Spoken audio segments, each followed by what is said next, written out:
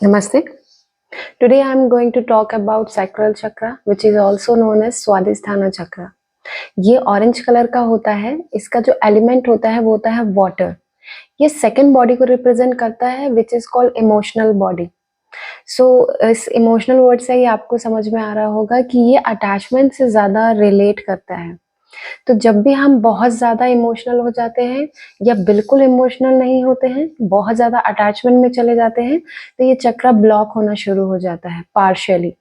Okay, तो हमारी जो थ्रू आउट लाइफ है वो कहीं ना कहीं इमोशनल चीज़ों के डिसीजन से ही होती है।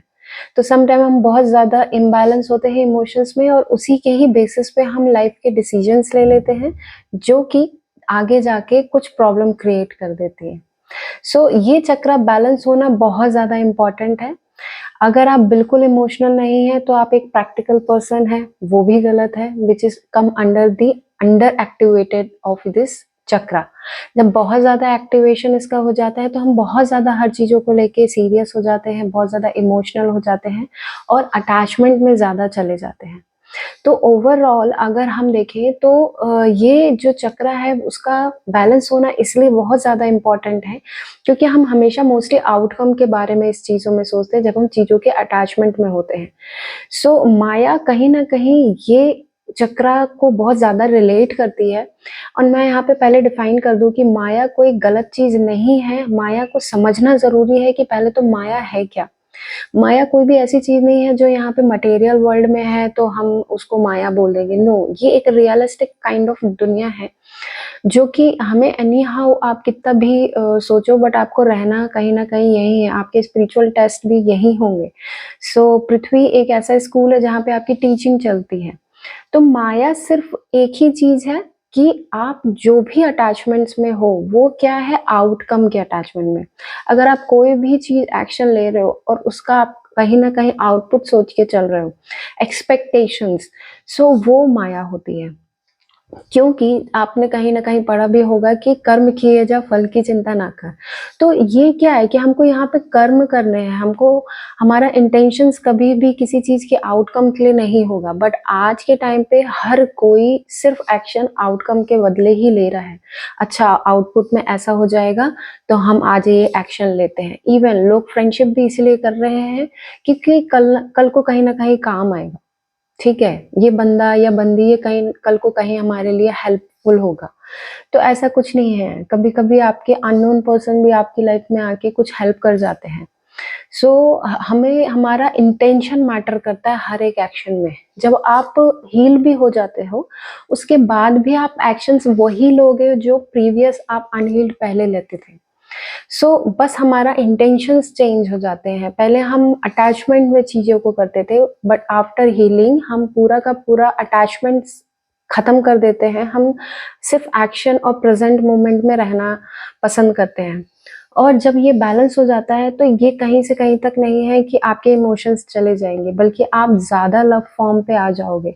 तो आप प्रेजेंट मोमेंट में काम करोगे, आपके जो भी एक्शन होंगे वो फुल ऑफ इमोशंस के ही साथ होंगे कि कुछ भी आपको करना है ना, उसको आपको बेस्ट वे में करना है। तो जब आपने कोई भी चीज़ बेस्ट वे में की हुई है, सही बैलेंस एनर्जी के साथ आपने डिसीजंस लिए हुए हैं और विदाउट एनी एक्सपेक्टेशन, तो डेफिनेटली वो चीज़ कहीं न कहीं बेटर ही होती है। आप किसी भी योगियों को देख लीजिए, मॉन्क्स को देख लीजिए, वो बिल्कुल प्रेज़ेंट मोमेंट की बात करते हैं कि पूरी हीलिंग प्रेज़ेंट मोमेंट में आने की ही है, राइट? तो जब आप प्रेज़ेंट मोमेंट में आ जाओगे, आप हील हो जाओगे एंड देन उसके बाद जो आप काम करोगे वही एक्चुअल एक्शन है। फ्यूचर और पास्ट एक्सिस्ट नहीं करता है, एवरीथिंग इज़ टेम्पररी। ये सारी टाइप की चीज़ें आपके अंदर बहुत ज़्यादा आप इस चीज़ों को एक्सपीरियंस कर चुके होते हो, आप रियलाइज़ कर चुके होते हो कि फ्यूचर का टेंशन कुछ होता नहीं है एक्चुअली में, वो कहीं न कहीं एंग्ज़ायटी क्रिएट करता है। और जो पास्ट है, आप कितना भी पास्ट के बारे में सोचो, वो सारे के सारे अटैचमेंट्स हैं, ठीक है? आपके सुख और दुःख के। वो सारी चीज़ें वहाँ से रिलीज़ हो जाती हैं एंड प्रेज़ेंट मोमेंट में आप without any expectation and without any outcome आप एक्शंस लेते हो। तो यहाँ तक आने की journey somewhere spiritual journey in a material world physical life है। जब ये चक्र बैलेंस होता है तो आप इस तरीके से बिहेव करते हो। तो इसको बैलेंस करने के लिए हम कुछ एक्शंस ले सकते हैं। जैसे हम वम मंत्र का चैंटिंग कर सकते हैं। मैक्सिमम आपको 3 मिनट्स करना है और मिनिमम 1 मिनट। और इसमें आप ऑरेंज कलर का ये रिप्रेजेंट करता है, तो आप ऑरेंज कलर के क्लोथिंग कर सकते हैं। आप वाटर इनटेक बहुत सही करिए, क्योंकि ये आपके इमोशंस को बैलेंस करता है।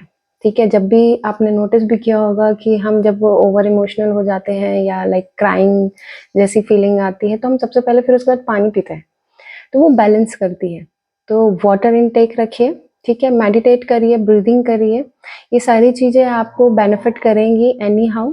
तो इस चीज़ को कंसिस्टेंसी में भी रखना बहुत ज़्यादा ज़रूरी है, और अपने इमोशंस को भी समझना उस समय ज़रूरी है, क्योंकि जब वो रिलीज़ होगा तो हमको समझना ज़रूरी हो जाएगा कि जो हमारे ट्रॉमाज़ हैं, जो हमारे बिलीफ सिस्टम है, वो कितना ज़्यादा एग्ज़िस्ट करते हैं और हमें उसमें कितना एनर्जी देने की ज़रूरत है या नहीं है, right? Because you are not your thought, you are not your emotions, और आप एक्चुअल में रियल क्या हो, आप इस चक्रा को जब हील करोगे तभी उसके बाद आप अबव चक्रास में जा पाओगे और समझ पाओगे कि एक्चुअली आप हो क्या, राइट?